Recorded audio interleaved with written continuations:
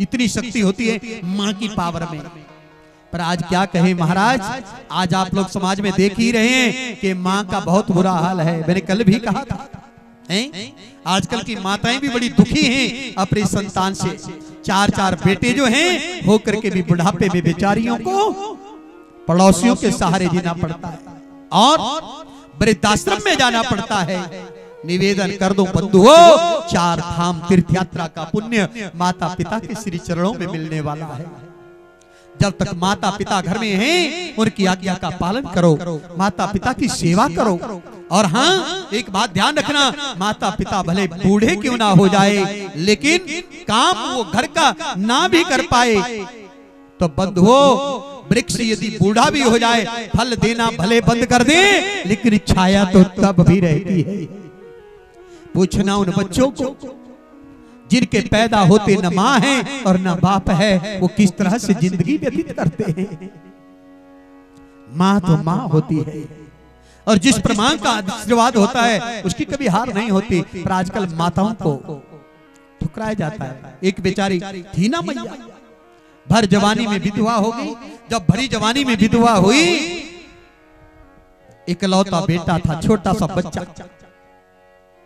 देखती है, अरे साथ तो मेरा छोड़ के चले गए पति देवता, अब मर नहीं सकती, मुझे इस बालक के लिए जीना है। घर में नितांत गरीबी है, लोगों के घर में बर्तन मांजती है और अपने बालक को पढ़ाती है, लिखाती है। मन में विचार किया, अपने पुत्र को, अपने बालक को महाराज ऐसा पढ़ाऊंगी लिखाऊंगी कि जीवन में कभी महाराज कमी ना रहे, मेरा बालक बहुत बड़ा ऑफिसर बन जाए। और मैं अक्सर कहता हूं बंधुओं, बुरा मत मानना, पर तो एक माता पिता की ख्वाहिश होती है, इच्छा होती है।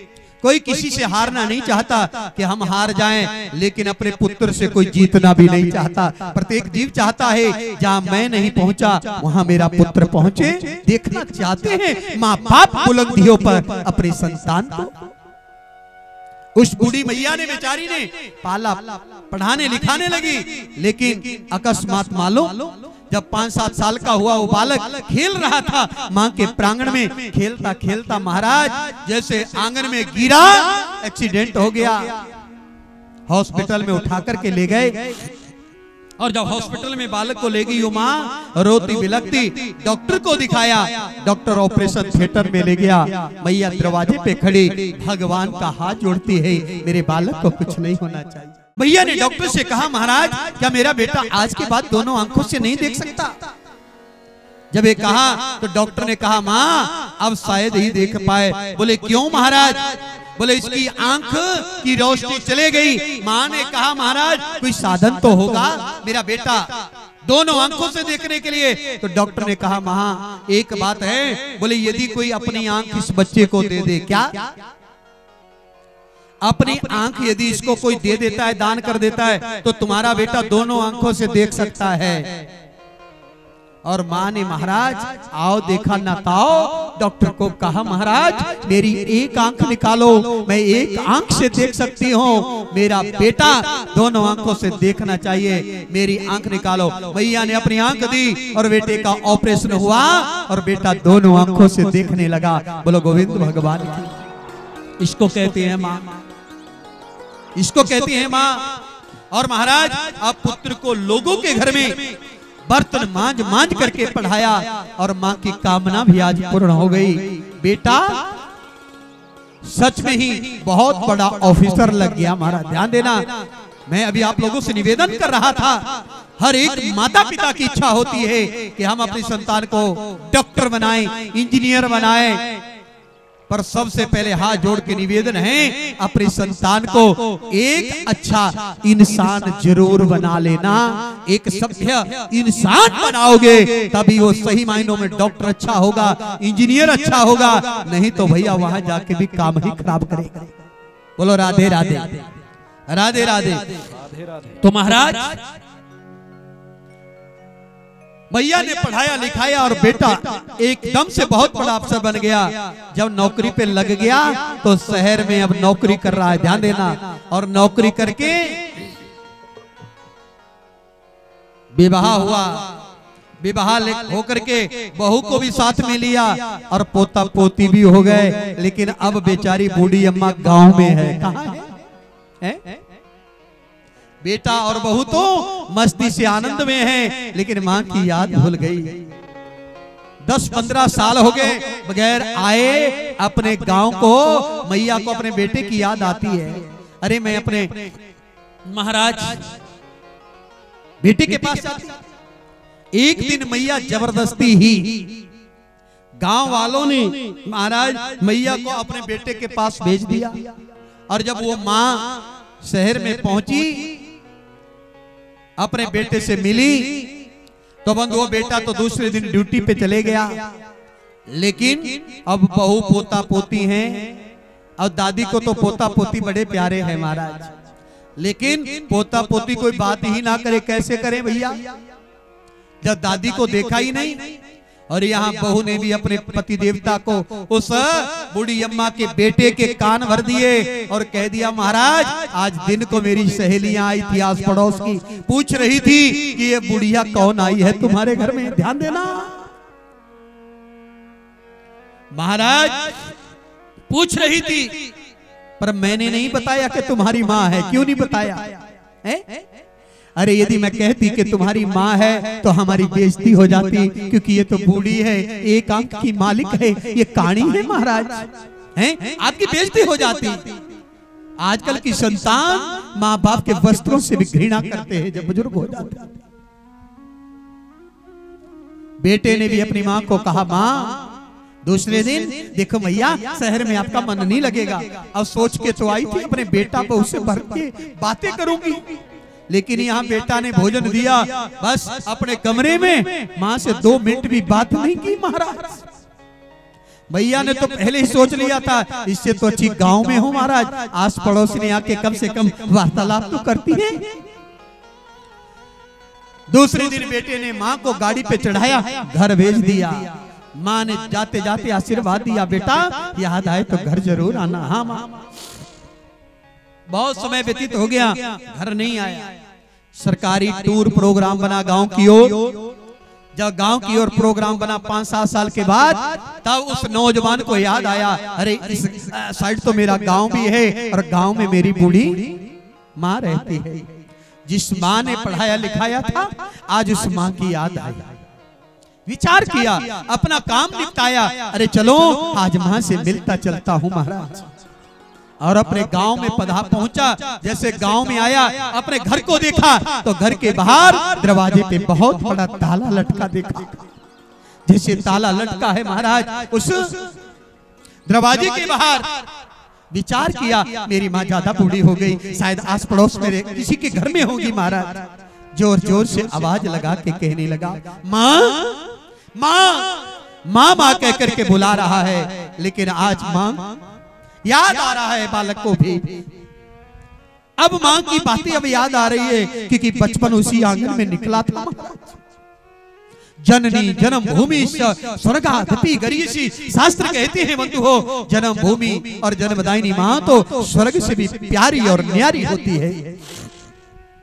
माँ माँ कह के पुकारा, माँ तो नहीं सुनी। गांव से एक नौजवान आया, खड़ा करके कहा, भैया किसको बुलाते हो? अरे भाई मेरी माँ घर में रहती थी। न जाने कहाँ है। उस नौजवान ने कहा, मेरे भाई आज तुझे अपनी माँ की याद आई? अब आई तुझे अपनी माँ की याद? अरे अब तेरी माँ इस दुनिया में नहीं है। 2 साल पहले तेरी माँ तुझे याद करते करते इस शरीर को शांत कर चुकी है, अर्थात तेरी माँ की मृत्यु हो चुकी है। तेरी माँ दुनिया में नहीं है। नौजवान अब रोने लगा। उसने कहा, बेईमान अब रोने से क्या होगा? अब काहे के लिए रो रहा है? अब रोने से कुछ नहीं होगा महाराज। और उसने कहा, अरे तेरी माँ जब अंतिम समय आया था तो तेरे लिए एक पत्र लिख करके गई है। बालक बड़ा प्रसन्न हुआ, अरे मेरी माँ ने जाते जाते भी मुझे याद किया। चिट्ठी लिखी है। दरवाजा का ताला तोड़ा गया, अंदर गए, तकिए के नीचे जो माँ ने पत्र लिखा था महाराज, उस पत्र को आज उस पुत्र ने जाकर के निकाला और उस पत्र को लेकर के पढ़ रहा है। मेरी माँ ने अंतिम पत्र लिख करके मुझे लिख करके रखा है। और उस पत्र में माँ ने क्या लिखा है? माँ ने लिखा है, मेरे लाडले पुत्र, तू मुझे अपने प्राणों से प्यारा है। मैं आपको बहुत बहुत आशीर्वाद देती हूँ और आज इस दुनिया को छोड़ करके सदा सदा के लिए इस लोक से परलोक में जा रहे हो। पर बेटा, मैं जाते जाते भी आपको दुआएं दे करके जा रही हूँ। और हाँ मेरे लाडले, मैंने आपको किस तरह से पढ़ाया लिखाया ये तू नहीं जानता, ये मैं जानते हो, पर ये मेरा कर्तव्य था। और हाँ, एक बार मैं अचानक शहर में आपसे मिलने के लिए चली गई और वहां पर जाकर के बेटा आपने दूसरे दिन मुझे वहीं से गांव में भेज दिया। क्यों भेजा ये तू नहीं समझता, मैं जानती हूँ आपने क्यों भेजा, क्योंकि मेरा रूप बड़ा करूप आपको लग रहा था। मैं कानी थी एक आंख से और मुझे मालूम था कि तू आएगा। सो बेटा, मैं भले जा रही हूं लेकिन ये कानी होने का राज मैंने आपको आज दिन तक नहीं बताया। अब मां ने लिखा है कि बेटा, जब तू छोटा सा था और इसी आंगन में खेल रहा था, खेलते खेलते तेरी आंख निकल गई। डॉक्टर ने बताया कि अब आपका बेटा एक आंख से देखेगा। मैंने डॉक्टर से कहा, डॉक्टर साहब मेरा बेटा दोनों आंखों से नहीं देख सकता। डॉक्टर ने उस समय कहा था, हाँ माँ देख सकता है, यदि इसको अपनी आंख को दान दे दे, अपनी आंख को इसको दे दे। मेरे लाडले, मेरे कलेजे के टुकड़े, तू क्या जानता है कितना प्यार मैं आपको करती हूँ मेरे बेटा। उस समय तो एक आंख ही मैंने आपको निकाल करके दी थी, यदि मेरे कलेजे की जरूरत भी पड़ती वो भी आपको दे करके जाती। आज जा रही हूँ इस दुनिया को छोड़ के, लेकिन मुझे खुशी हो रही है कि मेरा बेटा एक आंख से नहीं दोनों आंखों से देख रहा है। इसको कहते हैं बंधुओं मां। और जिंदगी में मां की कदर कर लेना। किसी शायर ने बड़ा सुंदर लिखा है, क्या? सब कुछ मिलता है पर मां नहीं मिलते, सब कुछ मिलता है पर मां नहीं मिलते। सब कुछ मिलता है पर मां नहीं मिलते। ओ सब कुछ मिलता है पर मां नहीं मिलते। सब कुछ मिलता है पर मां नहीं मिलते। ओ मां, ओ मां,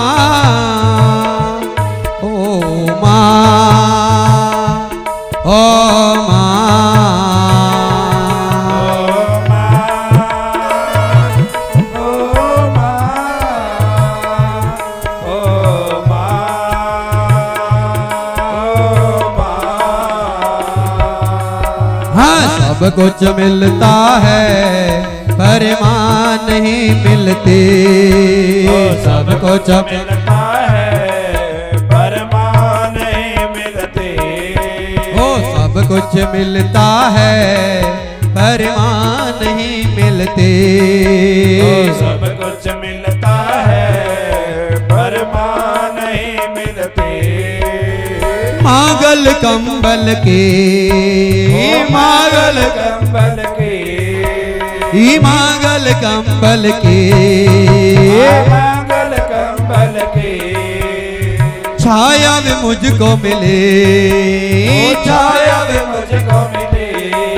नर जान न पाता है दर दर में वो भटके, नर जान न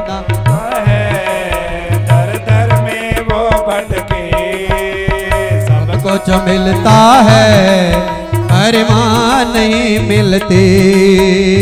सब कुछ मिलता है पर मां नहीं मिलते।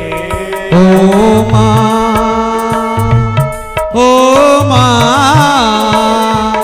ओ मां, ओ मां,